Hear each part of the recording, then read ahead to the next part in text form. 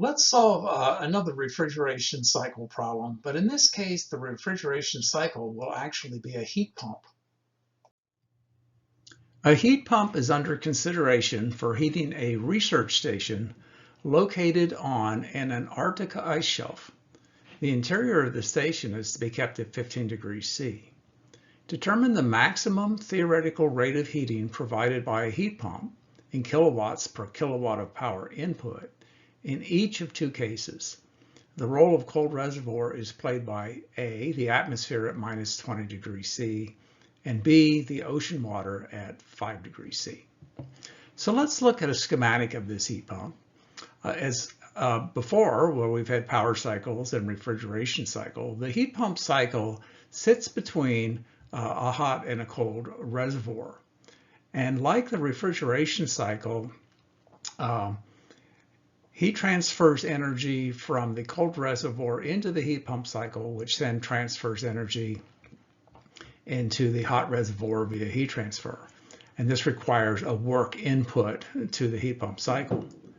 So you'll see that the schematic is exactly that of the refrigeration cycle.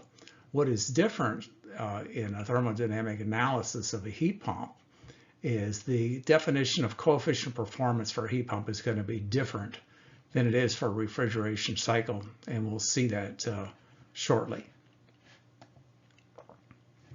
So the problem asks for the maximum theoretical rate of heating provided by a heat pump in kilowatts per kilowatt of power input. Well, maximum theoretical implies that we're going to analyze this as a reversible cycle. And the rate of heating then is Q dot H. That's what the heat pump supplies to the building to keep it warm. And provided by a heat pump in kilowatts per kilowatt of power input. Well, the power input's W dot. So they're asking us for Q dot H over W dot.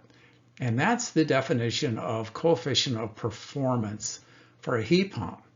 Now, in a refrigeration cycle, we call the COP beta. For a heat pump, well, let's call it gamma. And the reason these are different is because of our different interests. With a heat pump, we want to keep the warm side warm, so we're interested in Q dot H as a factor in our coefficient of performance. With a refrigeration cycle, we were interested in keeping the cold side cold, and so we were interested in Q dot C. So you can see that for this heat pump, we have a new definition of coefficient of performance. Now, like a power cycle and a refrigeration cycle, if we go through the gyrations of calculating energy balance for the heat pump cycle, we'll come up with exactly the same equation as we have for the power cycle and the refrigeration cycle. And that is that W dot is equal to Q dot H minus Q dot C. And recall also for a reversible process only, QC over QH is equal to TC over TH. So the maximum theoretical coefficient of performance for a heat pump is Q dot H over W dot. We'll substitute W dot or Q dot H minus Q dot C for W dot. And then we have that's equal to TH over TH minus TC. But we have to work with absolute temperatures, and we were given only temperatures in degrees C. So for the cold reservoir as the atmosphere, that was given as minus 20 degrees C. So we'll add 273 to that and get 253 degrees Kelvin.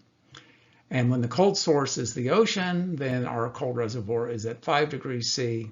Adding 273 to that, we get a cold reservoir for the ocean of 278 degrees Kelvin.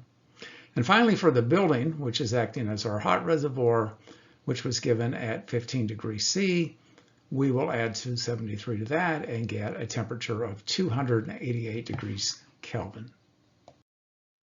Let's look at case A, where the cold reservoir is the atmosphere at minus 20 degrees C. Well, the maximum possible COP for this heat pump would be TH over TH minus TC, where TC is 253 degrees Kelvin.